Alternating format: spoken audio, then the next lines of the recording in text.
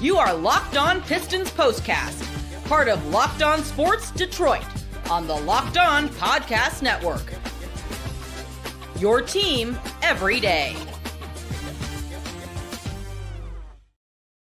A concerning loss at Little Caesars Arena. Welcome into a live Locked On Pistons Postcast. I am your host, Jake Riepma. You can follow me on Twitter at Jake_Riepma. And Detroit has now lost 4 of their last 5. The Kings come into the building and take care of business, winning 127-117. Here's what we've got on tap for you on a live Locked On Pistons Postcast. The Kings' big 3 goes off. No answer for Zach LaVine and DeRozen. And I need to know what the concern level is for a team that all of a sudden has hit this little bit of a stumbling portion of the season late in the year. The Pistons lost an edge, and of course, I'll have my turning point, player of the game, and what we're talking about on a live Locked On Pistons Postcast. Thanks, as always, for making this your post-game destination. Win or lose, we are here for you, free and available wherever you get your podcasts. And of course, it's all on YouTube as well, and it's all part of the Locked On Podcast Network, your team each and every day. Shout out to Ku Kahil on the Locked On Pistons Daily Show. You can also get the Locked On Pistons Daily newsletter for free at lockedondaily.com. Make sure you sign up because you do not want to miss a thing, especially as we gear up for the postseason. But as for tonight, my goodness, I mean, you got to help me talk me off this ledge here in the comments, because what we saw tonight is very concerning. The Pistons have lost 4 out of their last 5, back-to-back home losses. And here's a loss in which the Pistons had an 18-point lead midway through the second quarter. And Zach LaVine and DeMar DeRozen and the rest of the Sacramento Kings just really had their way for the better part of the rest of the second quarter and for sure into the second half. I mean, any way you slice it, it was ugly for the Detroit Pistons, outscored in that second half. And this is tough. I mean, you think about how bad this was for the Detroit Pistons, outscored by 13 in the third quarter and 7 in the fourth quarter for a grand total of 20 points in the hole in the second half to the Sacramento Kings, who are fighting for a play-in spot in the Western Conference. And for the Detroit Pistons, for as much as we've celebrated making the postseason and the turnaround, and that's all warranted and it's all merit, and the Pistons deserve the praise for all of that, but you got to finish the job. You can't have lapses like this in which you leave myself and probably a lot of people, and maybe not, maybe I am, that's part of the conversation as well. So if I'm overreacting, let me know in the comments. But I thought tonight was, the Kings were the teams on the second night of a back-to-back. They had just beat Cleveland last night, giving it everything they have. So if you want to subscribe to that theory, the Pistons should have been the team that was better, more well-rested. They were at home. And I know no Tobias Harris, but man, this one was difficult to watch because you could just feel it. You could feel it slipping away. And it was like the snowball moving down the hill, just getting bigger and bigger, the lead for the Kings. And there was nothing that this Detroit Pistons team could do. Just absolutely no answer. I mean, you could make that statement for both Zach LaVine and DeMar DeRozen. And you could even add Domantas Sabonis in there as well. Sabonis had 19 points and was 7 of 12 shooting, but DeRozen and LaVine are going to get the bulk of the takeaways in this one, because LaVine goes for 43. I mean, that's back-to-back games. You had Bane the other night for Memphis, and now LaVine tonight going off. 43 points, 16 of 28 shooting, and now he was hot from the long line, 8 of 11, but Detroit just had no answer for him. And add DeMar DeRozan to that list as well. 14 of 26, 37 points, plus 15 from the overall plus minus. So a lot of things that went wrong in this game for the Detroit Pistons, who now fall to 43 and 26. And I would have loved to see a 4-5 matchup with the Indiana Pacers. I mean, the Indiana Pacers are a team that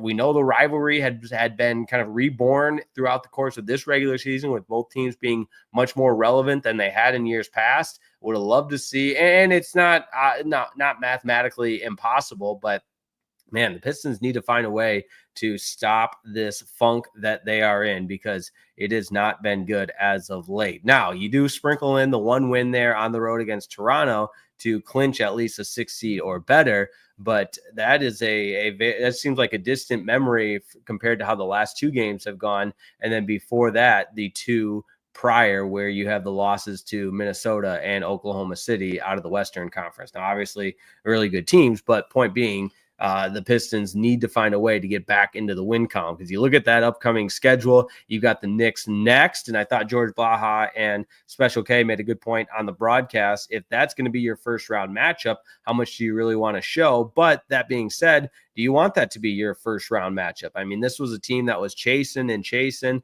Detroit Pistons and the trajectory that they were on felt like a better than a 6 seed was certainly obtainable, but it just has not come into fruition with this rut that the Pistons are in right now. Now, looking at where things went wrong in the first half, this Pistons team was grooving. I mean, you talk about efficiency on the offensive side. They had at one point no turnovers, and at early on in this game, in that first quarter, they come out of the gates ready to go and build that 18-point lead in the second quarter, but just unable to sustain that level of success. And a lot of guys out of sync tonight. Now, you look at the box score, and you see 35 points from Cade Cunningham, certainly a value and effort from him, and that's what you expect from your star player, absolutely. But where was the rest of the production? I mean, 15 points from Ausar Thompson, 19 from Tim Hardaway Jr., nothing off the bench. I guess you get Malik Beasley, who struggled once again tonight, 5 of 15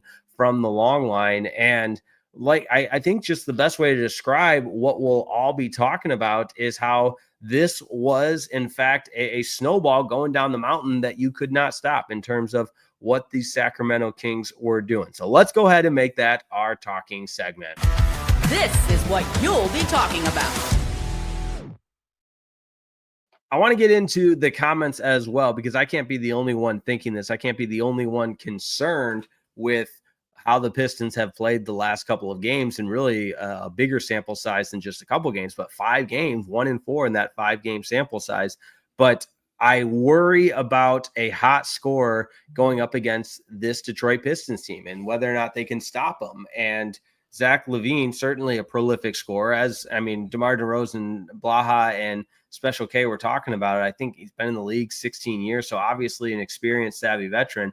But LaVine, yes, he can go off and he has a lot of the skills offensively, but it's not like he's the most prolific scorer you're going to see in the postseason. So whether it be the New York Knicks with Jalen Brunson getting healthy and some of the other firepower that the New York Knicks have, there's a lot to be concerned about. And this is, listen, I should have said this from the beginning. If you're watching on YouTube, I hope you can see how visibly frustrated I am with myself that I didn't say this.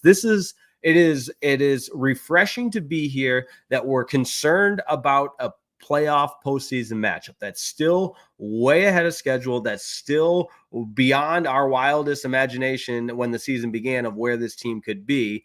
And at the same time, it's almost refreshing to be upset about 4 losses in the last 5 games, because that's just been so uncharacteristic of this team based on how they've played this whole season. So I think that's worth noting. But a couple of comments to get into before we run it down the rest of the way. Demetrius McNeil, who's a loyal follower, says, Jake, the last 2 games have been disappointing. Grizzlies and Kings dominated the boards. Are they hitting rock bottom before the playoffs? I wouldn't call it rock bottom, but I think the theme of tonight is just the concern level that you have in this rut and what it's going to take to bounce out of it and to get out of the funk. And basketball, I think, baseball, you could make the case, sure, any of the longer sports, hockey too, where there's so many ebbs and flows to the season, and the trajectory is very rarely linear. And what I mean by that is just a straight line of progress leading up to the postseason. You know, there's ebbs and flows, there's peaks and valleys. And unfortunately, the Pistons are in the midst of a valley here as we get ready to close the regular season with just a couple of games left. And you look at the schedule after the loss tonight, there's just 3 games left, and the postseason will begin on April 19th. So you've got the Knicks as a home game, the Bucks as a home game, and then on the road to Milwaukee will serve as the last 3 remaining games. So lots of concern.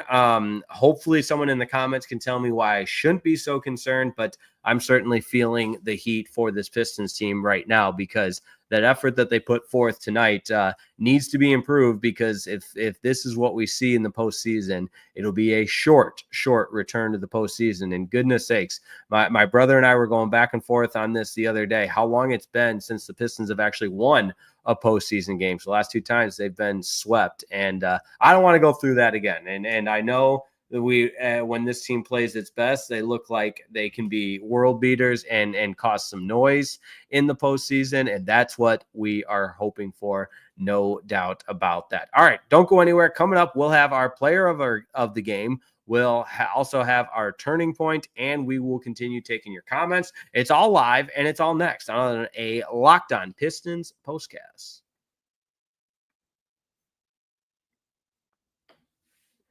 Hey, this episode of the Locked On Pistons postcast is brought to you by Monarch Money.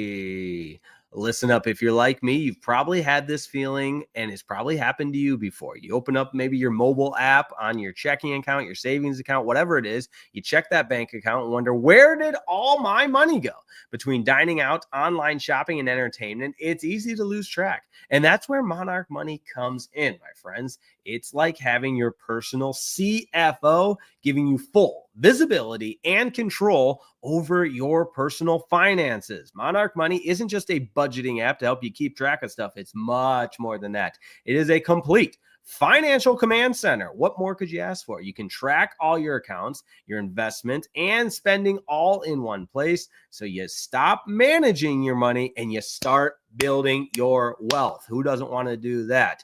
Now, listen, there's an easy part that I love about it, the collaboration tool. Very, very easy to manage your money with a partner, with a significant other, whatever it may be. It's smoother than ever. You can track shared and personal accounts. You can set goals together, and you can stay on the same page without all the stress that typically comes with managing your money. And remember, this is far more than managing money. It's building wealth. So take control of your finances with Monarch Money. Use code LOCKEDONNBA at monarchmoney.com. That's LOCKEDONNBA at monarchmoney.com for 50% off your first year. That's monarchmoney.com. Code LOCKEDONNBA for half off your first year. This episode of the Locked On Pistons postcast is also brought to you by FanDuel. It's America's #1 sports book and a proud sponsor of the Locked On Pistons postcast. Now listen up. Here's the thing about FanDuel. College basketball is wrapping up tonight, and then it's on to the NBA playoffs. They're almost here, and the Pistons are going to be a part of it. So listen up and listen good. FanDuel is giving new customers an incredible way to get in on the action. Right now, when you join FanDuel and place your first $5 bet, you'll get $250 in bonus bets if your bet wins. And I love how FanDuel makes betting so easy, whether it's picking my favorite team or diving into some player props. And how about building some parlays? You can make it all happen at FanDuel.com. Plus, after the game tips off, you can even combine some live prop bets into a same game parlay for the chance to win big. So don't miss out. Head over to FanDuel.com. That's FanDuel.com and claim your $250 in bonus bets today. FanDuel.com, America's #1 sportsbook.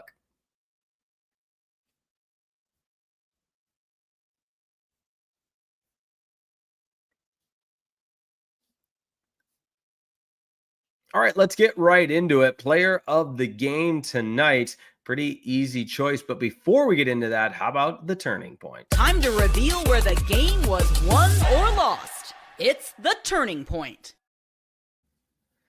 Tough to pick out one individual play where this game turned for the Pistons. It was just kind of a steady build, steady process. But I did cherry pick one possession with 4.5 left, wrote it down on the notepad, where it's just a poor possession. Cade was on the bench still, and the game was still within reach because the Kings really closed it out late in that stretch. But down by 3, Pistons couldn't get a good look. It had to be Isaiah Stewart hoisting up a contested 3-pointer. And after that fell, Kings come back and get a bucket the other way, and it just feels like, all right, this is over. It's spiraling fast, and that's exactly what happened the rest of the way. So, I mean, maybe it's credit to the Sacramento Kings, because I certainly was surprised with the Pistons' inability to close the gap down the stretch. Now, that being said, player of the game tonight's pretty easy. This is the Locked On Player of the Game. It's Zach LaVine, and pure shooter, pure scorer. He showed it tonight. Nobody had an answer for him. And a little personal anecdote on Zach LaVine. I was covering the Chicago Bulls when I interned there, and he was a member of the Bulls, and always very, very kind to us interns. And so that always stuck with me. But tonight, my goodness, I wanted the Pistons to put a stop to Zach LaVine and not let him go off for 40 plus. Like I mentioned earlier in the program, I mean, Zach LaVine finishes with 43 points, 16 of 28 shooting, 8 of 11 from the long line. And the combination of Sabonis, DeRozen, and LaVine, 99 points. And I'm not sure the Kings even had anybody else in double figures. One other player in double figures with 10. But other than that, just not a lot of production for the Sacramento Kings, aside from the impressive effort from Zach LaVine and DeRozen and Sabonis. So that being said, disappointing all the way. Hopefully the Pistons will bounce back, and they need to. It's up next is the New York Knicks. So Pistons and Knicks, I believe that is Wednesday night. Let me go ahead and double check. Indeed it is. So let's set a record for the biggest Pistons postcast, live viewer-wise, concurrency-wise, after that program. So thanks so much for tuning in. It's always a pleasure to be on the air with you. And even though the Pistons lost, hey, in the playoffs, got to get right. You know, JB Bickerstaff and company will get the boys right.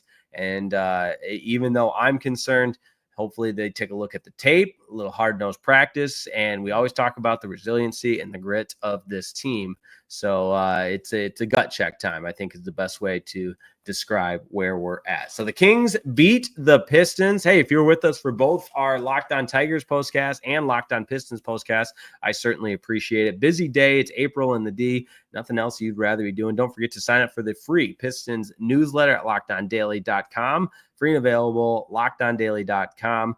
All of the information you need on the Detroit Pistons. 127-117 the final in this one. Detroit now 43-36. They'll look to bounce back against the New York Knicks on Wednesday at Little Caesars Arena. Have a postcast for you then. And until then, if you want to check out the new Major League Baseball game night show I'm hosting, would love to have you on there. It's also part of the Locked On Podcast Network, your team each and every day. And of course, Tigers postcast after Tigers games on Locked On Tigers. Until then, have a wonderful night, and hopefully the Detroit Pistons will bounce back. See you next time on Locked On Sports Detroit.